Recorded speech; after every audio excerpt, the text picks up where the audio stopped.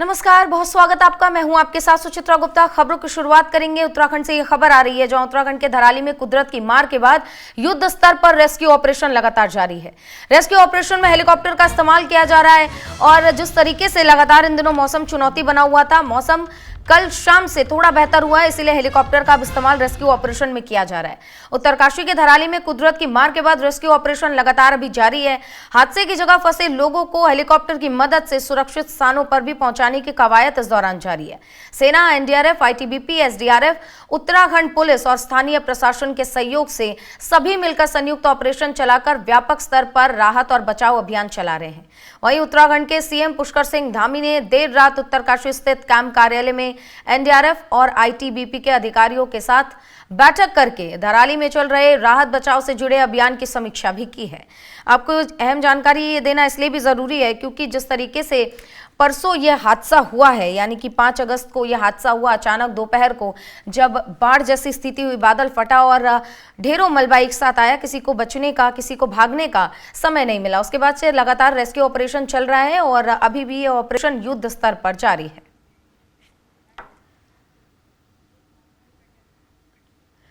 तो देखिए, उत्तरकाशी में रेस्क्यू ऑपरेशन लगातार जारी है। इसी बीच फंसे लोगों का रेस्क्यू किया जा रहा है। हेलीकॉप्टर से युद्ध स्तर पर रेस्क्यू ऑपरेशन चलाया जा रहा है। बादल फटने के बाद धराली में तबाही की तस्वीरें हमने देखी।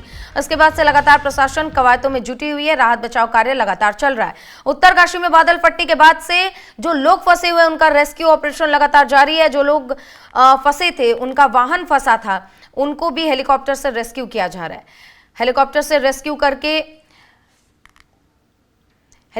रेस्क्यू का वीडियो जो न्यूज इंडिया की टीम को मिला, जिससे तबाही वाला मंजर भी साफ हो रहा है। ये तस्वीरें जरा देखिए।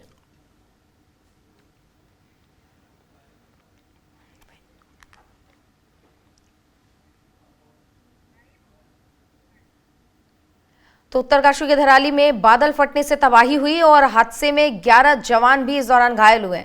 जवानों का मातुली अस्पताल में इलाज जारी है और जिले में लगातार राहत बचाव का काम भी इस बीच जारी है। रेस्क्यू ऑपरेशन में एनडीआरएफ, एसडीआरएफ की टीमें जुटी हुई हैं और धराली आपदा में घायल 11 आर्मी जवानों का इलाज लगातार चल रहा है। तो 11 आर्मी जो जवान हैं उनको आईटीबीपी के मातुली अस्पताल ले जाया गया, जहां उनका इलाज लगातार चल रहा है। उत्तरकाशी जिले से राहत और बचाव कार्य लगातार वहां पर जारी है। आपदा प्रभावित इलाकों में रेस्क्यू ऑपरेशन तेजी से चलाया जा रहा है। सेना के घायल जवानों को चीनूक हेलीकॉप्टर की मदद से सुरक्षित स्थानों पर लाया गया।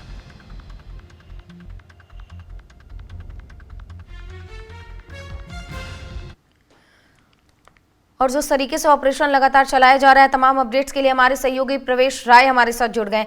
प्रवेश, इस वक्त आप कहां मौजूद है, सबसे पहले तो ये बताइए, और दूसरी बात, उत्तरकाशी में भी क्या हालात है, राहत बचाव कार्य कहां तक पहुंचा है? इस वक्त हम भटवाड़ी में मौजूद हैं, जो कि धराली से लगभग 20 से 22 किलोमीटर पहले पड़ता है।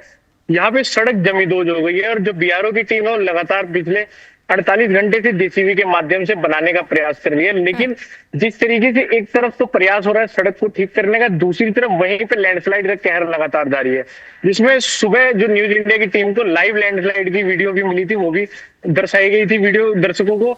तो जिस तरीके से लगातार यहाँ पे लैंडस्लाइड जारी है, यहाँ से 18 किलोमीटर बाद जो गंगनानी पड़ता है, उससे 3 किलोमीटर आगे जो है आपका लिमछीगढ़ ब्रिज पड़ता है। लिमछीगढ़ ब्रिज जो है वो जो है बह गया है। जब पानी बहुत तेज आया तो लिमछीगढ़ ब्रिज बह गया और लिमछीगढ़ ब्रिज बह जाने के बाद वहां से आगे लगभग 4 किलोमीटर पैदल सबको चलकर जाना पड़ रहा है। लेकिन वो स्थिति वहां की ऐसी है, भयावह मंजर हो चुका है। वहां पर लोगों में एकदम डर का माहौल बन चुका है। और जिस तरीके से खाद्य पूर्ति विभाग की टीम है वो लगातार जो भी वहां के जरूरतमंद लोग हैं धराली में, क्योंकि जिस वक्त ये हादसा हुआ उससे पहले जो है गंगोत्री में लोग घूमने के लिए आए हुए थे।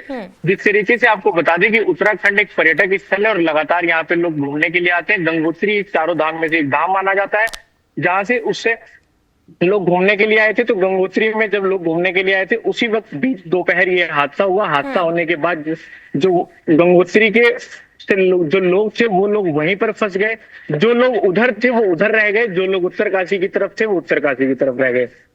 तो अभी की जो फिलहाल की स्थिति है, मुख्यमंत्री खुद वहां पर मौजूद है और लगातार जो कल सुबह से लगातार अपडेट ले रहे हैं और देख रहे हैं। 3 आईएएस अधिकारियों को मौजूद किया गया है, 3 आईटीबीपी की टीमें हैं, 3 एसडीआरएफ की टीमें हैं और 3 जो है एसडीआरएफ की टीमें हैं। आर्मी के जवान खुद मौजूद हैं, पीडब्ल्यूडी की जो टीमें हैं वो सड़क बनाने में लगी हुई हैं, जो स्थानीय प्रशासन है, डीएम, एसडीएम, एसएसपी खुद मौके पर धराली में मौजूद है, क्योंकि सड़क टूट जाने के बाद कल वो लोग हेली सेवा से उत्तरकाशी से वहां पहुंचे। अब लगातार जो स्थिति है यहाँ पर देखने, ये कह पाना गलत नहीं होगा कि अगर ये भटवाड़ी की सड़क ऐसे ही बन रही तो यहाँ से आगे जा पाना काफी मुश्किल होगा। अब अगर यहाँ ये सड़क बन गई तो यहाँ से आगे जब हम पहुंचेंगे गंगनानी में जो से आगे लिमसीगढ़ ब्रिज है, फिर वो बह गया है, वहां पे से फिर लगभग 4 किलोमीटर आगे जो है धराली है।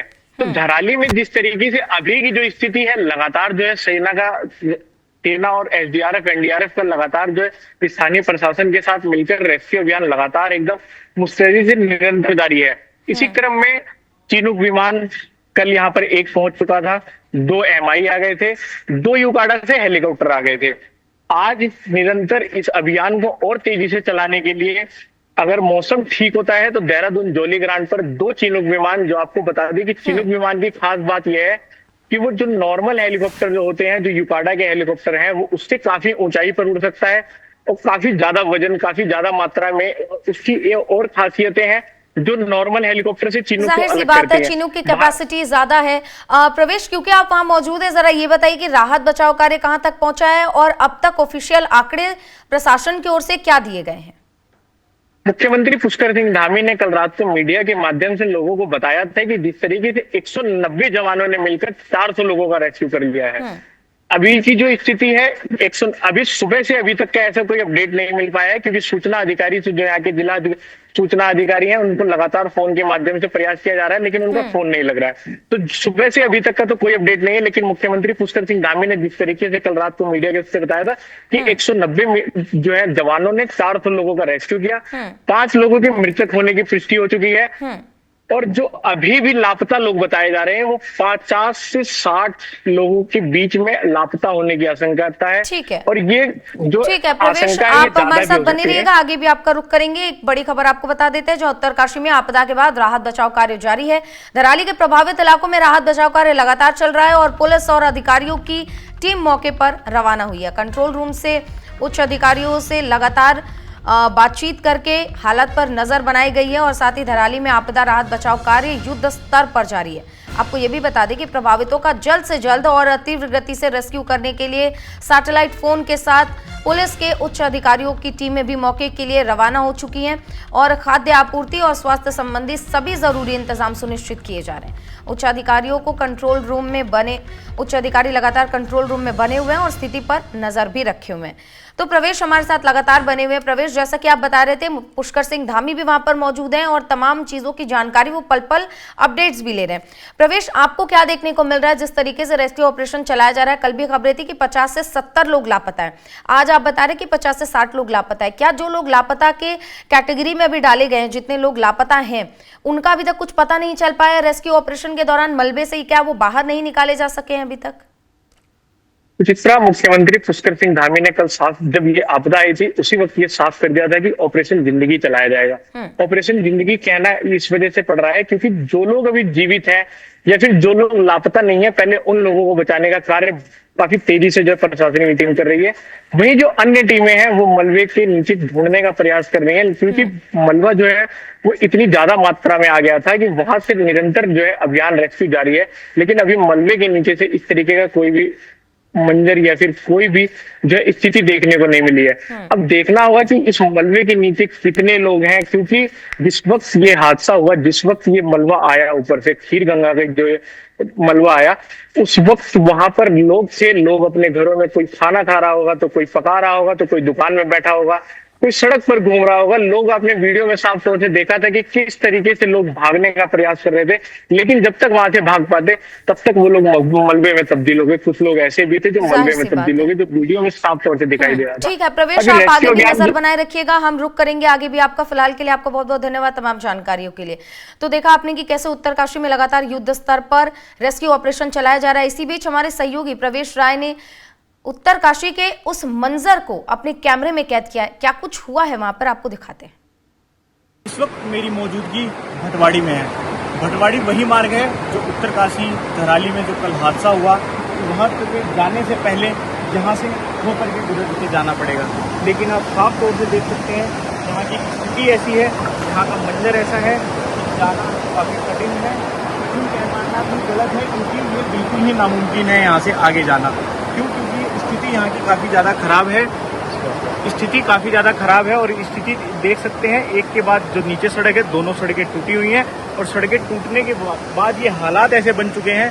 प्रशासन पूर्ण रूप से यहाँ पर मुस्तैद है, लेकिन अभी तक ऐसा कोई दिखाई नहीं दे रहा है जो इस सड़क को बनाए या इस तरीके से कोई भी यहाँ पर प्रशासन का अधिकारी या कोई भी इस तरीके से मौजूद हो।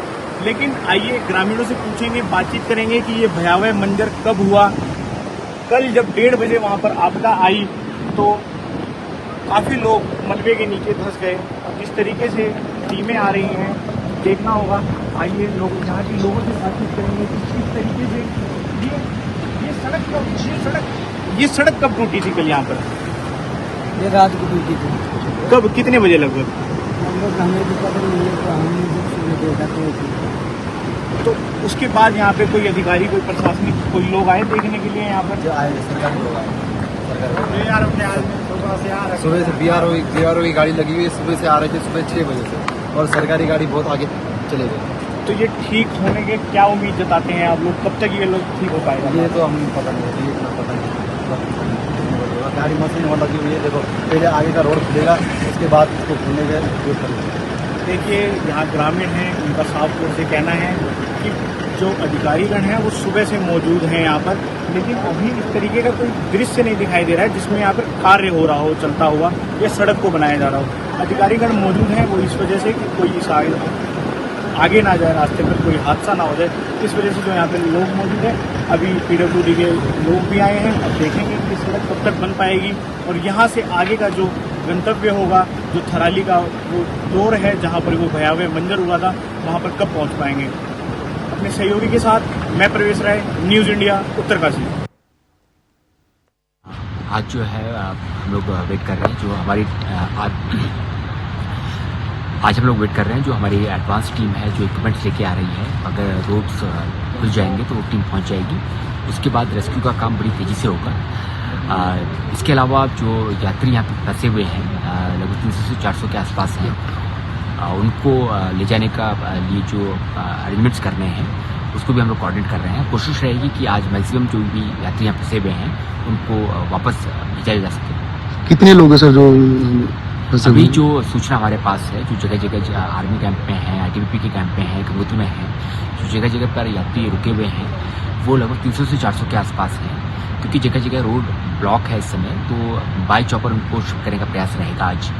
तो इसमें मतलब कौन कौन इन्वॉल्व है जो ऑपरेशन हुआ है, एयर ऑपरेशन, इसमें आर्मी है क्या? हाँ, जो आज ये रेस्क्यू का ऑपरेशन चलेगा इसमें NDRF की टीम है, SDRF की टीम है, आर्मी है, ITBP है, सारी टीम्स मिलकर कोऑर्डिनेटेड तरीके से रेस्क्यू का काम कर रही चीनों को हेलीकॉप्टर का भी इस्तेमाल होगा, ऐसा कुछ है?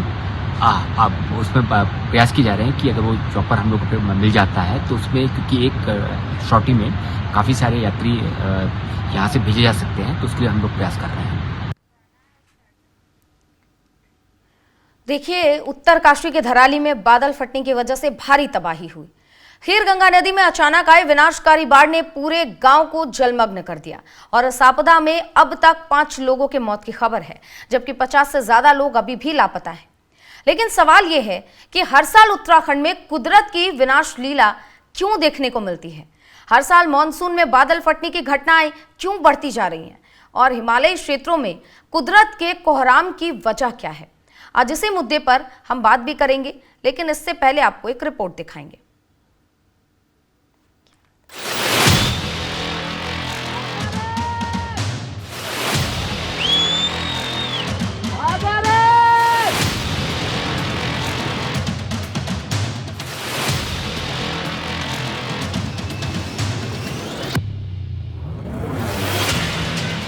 तबाही, विनाश, विध्वंस और दिल दहला देने वाला सैलाब।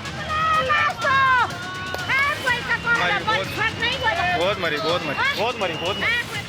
उत्तराखंड में बादल फाड़ तबाही की इन तस्वीरों ने महाविनाश का अलार्म बजा दिया है।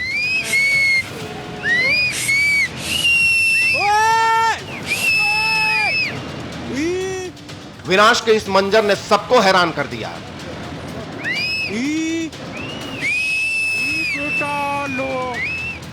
उत्तरकाशी के धराली में कुदरत की विनाश लीला की इन तस्वीरों को जिसने भी देखा उसकी रूह कांपी।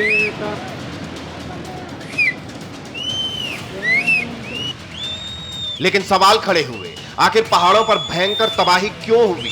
पहाड़ों पर सैलाब का कहर क्यों टूटा? उत्तरकाशी में कुदरत का कहर क्यों बरपा? इसका जवाब है पहाड़ों पर बेतरतीब विकास, जिसके बारे में वैज्ञानिकों ने भी चेतावनी जारी की थी। वैज्ञानिकों ने चेताया था, विकास के लिए पहाड़ों को तोड़ा जाना खतरे से खाली नहीं होगा। लैंडस्लाइड का खतरा बढ़ेगा, जंगलों की कटाई से महाविनाश होगा, मानसून में भारी बारिश से तबाही का खतरा बढ़ेगा, गर्मियों में ग्लेशियर पिघलने से पहाड़ों पर मलबा जमा होगा। और वैज्ञानिकों की यह चेतावनी सच साबित हुई। उत्तरकाशी के धराली में बादल फटने से पहाड़ों का जो मलबा नीचे आया, इससे धराली इलाके ने जल संभाली ली। खीर गंगा के सैलाब में गांव पूरी तरह से मिट गया।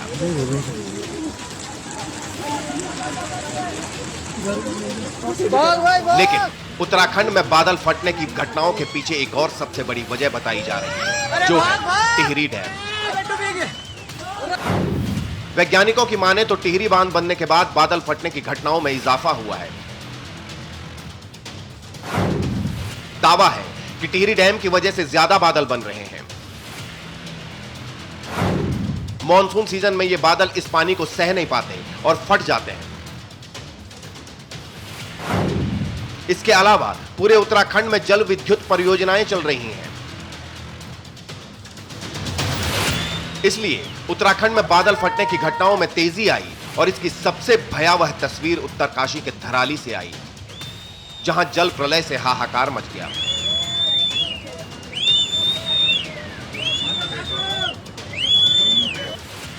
इस जल प्रलय में सड़कें, मकान, दुकान सब कुछ पानी में बह गए।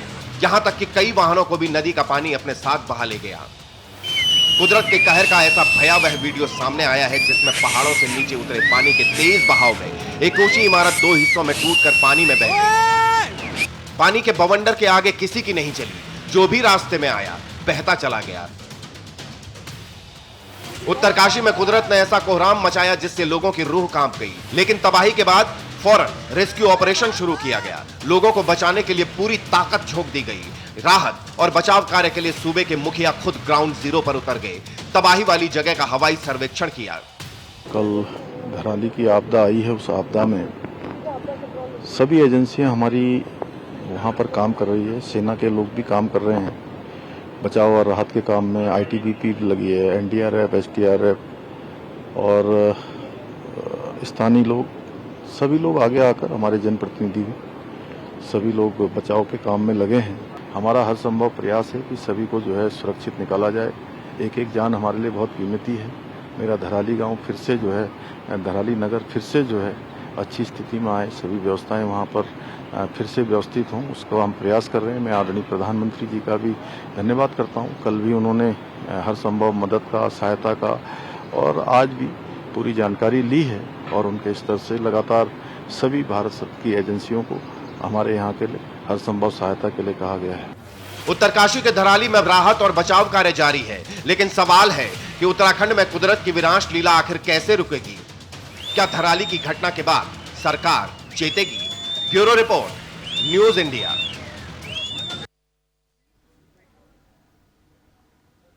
तो धराली में अभी रेस्क्यू ऑपरेशन लगातार जारी है और इसको लेकर तमाम जो भी अपडेट्स होंगी न्यूज इंडिया आप तक पहुंचाने का आगे भी काम करता रहेगा।